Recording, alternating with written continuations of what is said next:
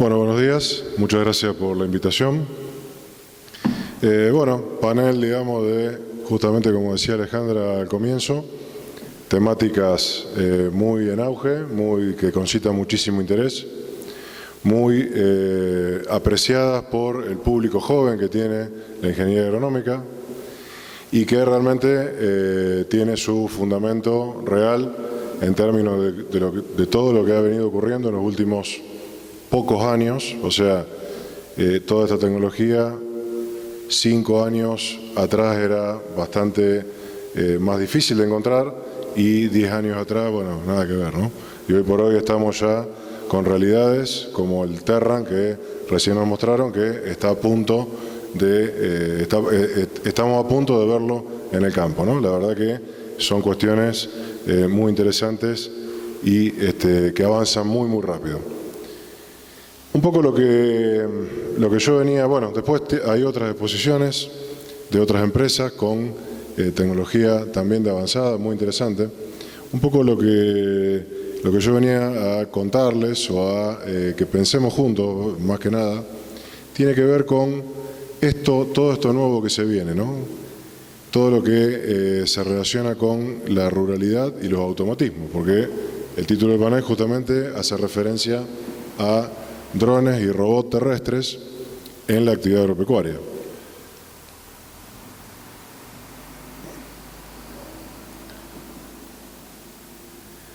Básicamente, ¿qué es lo que está sucediendo?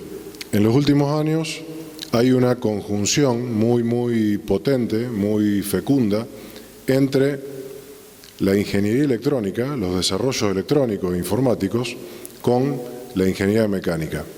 Eso da origen, a lo mejor, digamos, nosotros estamos muy imbuidos en nuestras propias disciplinas, pero, digamos, en general, en términos del conocimiento de la ciencia, da origen a una disciplina nueva, que es la mecatrónica, que cuando esa mecatrónica se aplica al agro, aparece el término agrotrónica. Todo esto que vamos a ver, que bueno, lo que ya vimos en el caso del Terran y lo que se va a ver a posteriori, tiene que ver con un profuso desarrollo en estas cuestiones. Pero fíjense, no solamente, o sea, estas máquinas inteligentes, con distintos grados de autonomía, pueden ser aéreas, pueden ser terrestres, pero también pueden ser fijas. En todo lo que tiene que ver con la producción frutícola, la producción hortícola, bajo cubierta, bajo invernadero, o por ejemplo en producción animal, en todo lo que tiene que ver con granja, digamos, hay estructuras robóticas que son fijas. O sea, hay una enorme diversidad de estas cosas ya implementadas. Bueno, aquí Manfredi, institución señera en todo lo que tiene que ver con agricultura de precisión. Cuando yo era estudiante, década del 90, principio de la década del 90, empezamos a recibir folletos, materiales con esto, ¿no? Y este gráfico estuvo en uno de los primeros materiales que se difundió desde aquí, a partir del equipo de agricultura de precisión de INTA Manfredi, que un poco lo que daba cuenta era cómo sería el ciclo de la agricultura de precisión. O sea, hay una variabilidad en general en el lote, que primero es relevada por la cosechadora a través del monitor de rendimiento. Luego, cuando el que se encarga de la gestión técnica visualiza esa variabilidad, tiene que determinar cuáles son las causas. Ahí aparecen por ejemplo, sistemas de muestreo de suelos. Se analiza qué se hace con esa información para tomar una decisión agronómica, y en base a esa decisión agronómica otras máquinas van a ser las que van a actuar sobre esa variabilidad, típicamente modificando densidad de siembra, modificando dosis de fertilizante o modificando distintas condiciones o dosis de aplicación de agroquímicos, ¿no? Este ciclo, que originalmente en esos primeros años no estaba vinculado a tantos automatismos, al menos en la conducción de la máquina principal, hace varios años hicieron su aparición los drones, o sea, máquinas automáticas aéreas, para justamente el relevamiento de la variabilidad y también la determinación de las causas de esa variabilidad. Pero luego, muy poco tiempo después, empezaron a aparecer situación en donde los drones también se hacían cargo de la actuación sobre esa variabilidad. Y bueno, los sistemas de gestión de esa información y de análisis en la nube también hicieron su aparición. ¿Qué pasa? Esta situación, digamos, que tiene mucho que ver con la máquina, con las máquinas, con la tecnología, con los sensores, etcétera, etcétera, etcétera, no nos deja no nos libera de que nosotros tenemos un contexto natural, tenemos recursos naturales, gestionamos recursos naturales, que tienen su complejidad. Por eso ahí a la derecha hay una calicata, un perfil de suelo, y justamente fíjense, el lema del Congreso tiene que ver con la gestión de la variabilidad para una producción sustentable, ¿no? O sea, necesitamos seguir teniendo en cuenta que todo el conjunto tecnológico que impliquen las máquinas, la tecnología de información, etcétera, y los sensores, etcétera, etcétera, etcétera, van a tener que seguir teniendo que dialogar con los recursos naturales. En definitiva, ¿qué sería? O sea, primer año de la facultad, o si alguien, algún amigo que no está digamos, imbuido en la actividad, nos dice, che, ¿qué es la agricultura? En 2 palabras, decime qué es la agricultura. Bueno, se pueden decir varias cosas, ¿no? Pero un poco la agricultura siempre va a ser la administración de las relaciones suelo-planta-atmósfera. Esas relaciones entre el suelo, la planta y la atmósfera es lo que de alguna manera da origen a los productos de la agricultura y a la ciencia agronómica de la que formamos parte, ¿no? El tema es que en los 3 componentes hay un cambio de paradigma muy importante con el registro de la variabilidad de los recursos naturales, todo lo que tiene que ver con la genética, que comienza a haber una genética sitio específica, y también con la sensorización del ambiente, sobre todo de las condiciones atmosféricas, ¿no? Fíjense que el mismo círculo original de la agricultura de precisión podría ser reemplazado por robots en distintos estados de desarrollo tecnológico, ¿no? Cosechadoras, muestreadores de suelo, y fíjense que en la parte de análisis, hoy por hoy tenemos plataformas en una muy buena cantidad y calidad, algunas de las cuales nos van a contar en breve de qué se trata, que tiene una capacidad analítica muy alta y la facilitación para el usuario también ha crecido muchísimo en los últimos años, ¿no? Bueno, después sembradoras autónomas, fertilizadoras y robot para control de malezas también, ¿no? En la parte de drones, específicamente yo trabajo bastante en esta situación. Drones y sensoramiento remoto también originado en sensores satelitales. Un poco, digamos, lo que hoy por hoy tenemos es una disponibilidad de herramientas muy variada, muy importante, en función de la escala que necesitemos abordar. Este gráfico, tomado de bibliografía reciente, un poco nos ayudaría a ordenar esto, ¿no? Tenemos arriba de todo una escala sería zonal, regional, de distrito, que la podemos resolver perfectamente con imágenes satelitales que hoy por hoy son gratuitas, la mayoría de ellas, salvo la última, que sería un poco el conjunto de satélites de Spot. Todo lo demás que se puede conseguir, pero no es tan fácil, todo lo demás está disponible gratuitamente. Sobre todo, fíjense, el Landsat 9, recientemente puesto en órbita, es un aporte de información que también puede ser interesante. A escala de establecimiento productivo, también tenemos información satelital de una resolución mayor que lo anterior, que podría estar, digamos, vinculado con las misiones de alta resolución o directamente con los nanosatélites y los microsatélites. Y ahí, bueno, Planet es bastante conocido, pero Argentina tiene una empresa nacional, que es Satellogic, que también está creciendo fuertemente en este segmento. Aquí las resoluciones están en el orden de los 3 metros, mientras que en la etapa anterior están en 10 metros, 15 o hasta 30 en el caso del Landsat, ¿no? Después, ¿qué tenemos? Si nosotros tenemos que hacer un scouting, un relevamiento rápido de un lote, 30, 40, 60 o más hectáreas, claramente y necesitamos información de mucho detalle y de mucha calidad, la información en sí, mucha calidad radiométrica, por ejemplo, ¿qué tenemos a disposición? Tenemos a disposición ya drones, vehículos aéreos no tripulados, que en este caso, para esta aplicación, conviene, a escala de productor, diríamos, a escala de establecimiento agropecuario, los drones de ala fija, los que son parecidos a aviones. Hay distintos tipos, distintas configuraciones.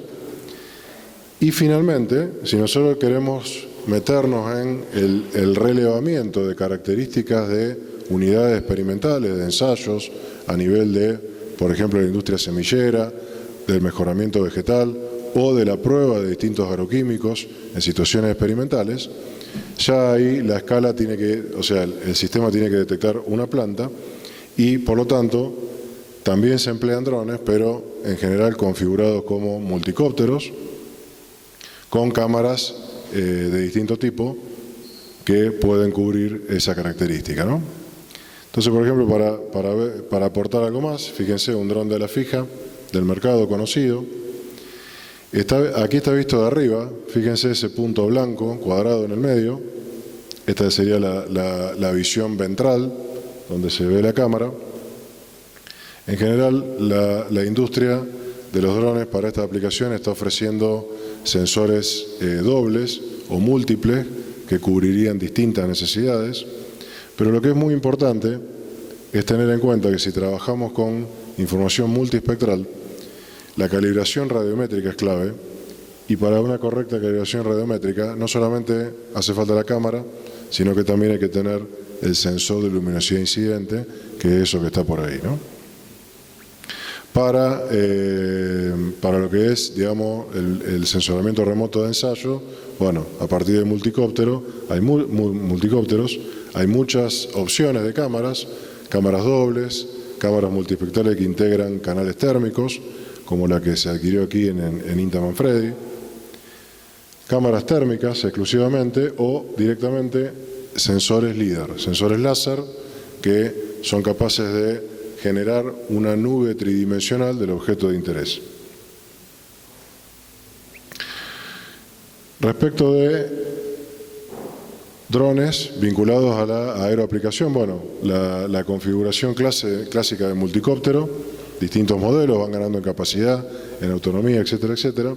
Y uno que me llamó la atención, que tuve contacto hace poco, también es un dron aplicador de altas prestaciones, tiene una capacidad de tanque bastante importante, pero tiene la particularidad que es bicóptero, o sea, tiene dos hélices, un modelo que se está mostrando bastante eficaz. Y bueno, en el tema de robótica terrestre ya vimos bastante de Terran, un desarrollo nacional muy interesante. Yo hace algunos años atrás tuve la posibilidad de contactarme con Eco Robotics. Eco Robotics es una fábrica de robots terrestres en Suiza que genera ese dron que es eléctrico, pero es de recarga de la batería de tipo solar y que bajo una de las dos configuraciones es capaz de suprimir mecánicamente la maleza. Con lo cual podríamos controlar maleza sin agroquímicos, lo que daría paso estaríamos bastante más cerca de producir de manera orgánica, porque se resuelve esa parte, ¿no? Bueno, aquí está Terran también. El otro dron que aparece allá a la derecha es un desarrollo del CONICET de la ciudad de Rosario, que está inspirado en el Eco Robotics, también de impulso solar. Pero, como bien nos contaban recién, las plataformas tienden a ser plataformas de herramientas. Una de las posibilidades es justamente el empleo de esa plataforma como aplicador, digamos, de agroquímicos, pero pueden hacer distintas tareas hasta situaciones de resolver necesidades de labranza, ¿no es cierto? Entonces, en definitiva, tenemos como una especie de evolución histórica, o sea, hace 10, 15, 20 años atrás, la única manera de manejar una máquina era de manera manual, ¿no? A través de un volante o a través de un radio control, pero con un operador humano a cargo de la operación. Se van ganando distintas situaciones de automatismo, hasta que directamente las máquinas autónomas serían ya los robots, los humanoides, etcétera, etcétera, que resolverían situaciones cuasi humanas con sistemas de decisión que asemejarían muchísimo a la inteligencia del ser humano, ¿no? Todo esto genera, a nivel, digamos, de la comunidad, agronomía y la situación agropecuaria, una cuestión, digamos, de bastante vértigo en el avance. Ahora bien, si nosotros digitalizamos la ruralidad, se habla de agricultura digital, pero en realidad lo que se está digitalizando es la ruralidad, ¿no es cierto? ¿Qué es lo que está en la ruralidad? No solamente está la producción agropecuaria, también hay personas, gente que vive en el campo. Lo que dijimos antes, la necesidad de enganchar sensores que vayan prospeccionando el ambiente para poder tomar decisiones más inteligentes, por ejemplo, de la cuestión atmosférica, de la cuestión ambiental, sensores de suelo, etcétera, etcétera. Medio como que un campo más conectado, porque la información circula entre estos componentes. Un campo más conectado es un campo inteligente, y la pregunta que nos tenemos que hacer es ¿qué nos falta? O sea, porque la tecnología ya hemos visto que medianamente está entre nosotros, está presente entre nosotros con distintos tiempos, pero digamos, es de esperar que a lo sumo en un par de años ya podamos ir y comprar un robot, ¿no es cierto? Un poco lo que yo quería plantear aquí es el problema, digamos, de la conectividad. Hay un estudio de INTA que indica que aproximadamente el 40% de los parajes rurales estarían en condiciones de muy mala o nula conectividad, parajes, o sea, agrupamientos pequeños de gente, no establecimientos rurales y no en el medio del campo. En Brasil, por ejemplo, se estudia esto también porque es una limitación a la adopción de tecnología que tenga que ver con agricultura digital. ¿Y qué sucede? Las empresas de telecomunicaciones por ahí tienen políticas, no invierten por una cuestión de baja densidad de la ruralidad. Hay soluciones de conectividad satelital que hasta ahora son algo ineficaces porque todavía no tienen ancho de banda bien logrados, se corta y son un poco caras. Y un poco lo que yo le quería contar es la irrupción que hace una empresa nacional para desplegar, para aportar justamente conectividad en el ámbito rural, que se denomina Alvis, que está extendiendo una red LTE, o sea 4G, pero que la particularidad que tiene es que trabaja en 450 MHz. La frecuencia de la telefonía celular es mucho más alta, de 900 para arriba. Con 450 MHz no hay problemas de necesidad de visión directa, o sea, la onda electromagnética se puede curvar y es mucho más eficaz en la conexión.